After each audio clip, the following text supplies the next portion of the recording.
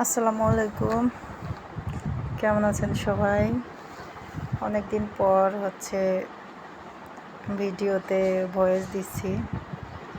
তো আজকে আমি খুব সাধারণভাবে হালিম রান্না করব। আমি এভাবে সিম্পলভাবে রান্না করে থাকি সব সময়। তো অনেক দিন হালিম রান্না করা হয় না, সময়ও পাই না। তো আজকে বিকেলে সন্ধ্যায় কিছু খাওয়ার জন্য ভাবলাম যে হালিমটা রান্না করি।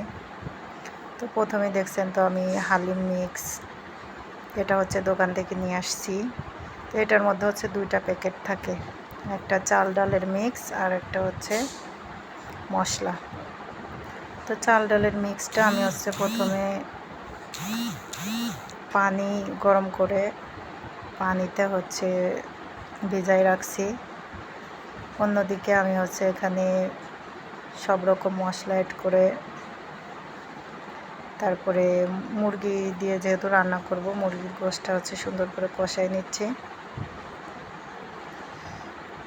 এর মধ্যে হালিম রান্না করতে বেশি মশলা প্রয়োজন হয় না, কারণ হালিম মিক্সের মধ্যে যে প্যাকেটটি থাকে ওটার মধ্যে সব কিছু অ্যাড করা থাকে।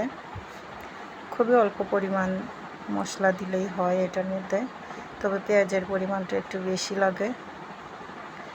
আমি কিন্তু মুরগির গোশটা সুন্দর করে কষাই নিছি। কষানোর পরে যে চাল ডালের মিক্সটা আমি গরম পানিতে ভিজায় রাখছিলাম সেটা দিয়ে দিছি। এখন ওটা দিয়েও সুন্দর করে তো কষাই নিতে হবে। আর আমি মুরগির মাংসর পিসগুলো একেবারে ছোট ছোট করছি, কারণ আমার বাচ্চারা ছোট ছোট করে খেতেই বেশি পছন্দ করে। তো এই তো সুন্দরভাবে আমি কষানোর পরে পরিমাণ মতো পানি দিয়ে দিছি। তো এখানে পরিমাণ মতো দিতে হবে যেন চাল ডালের এই মিক্সটা সিদ্ধ হয়। এটা পরিমাণ মতো পানি দিতে হবে। আমি তো আমার এই হালিমটা কিন্তু বলক চলে আসছে, আর অনেকটা ঘন হয়ে গেছে। এভাবে আরও কিছুক্ষণ জাল করার পরে আমি একটু মশলা রেখে দিয়েছিলাম, সেটা এখন এর মধ্যে অ্যাড করে দিলাম। আসলে একটু মশলা লাস্টের দিকে অ্যাড করে দিলে ভালো হয়। আর এখন আমি হালিমটা নামাই নিছি। এখন এটা বাগার দিব, কেউ বাগার দেওয়া বলে, কেউ তেলে দেওয়া বলে।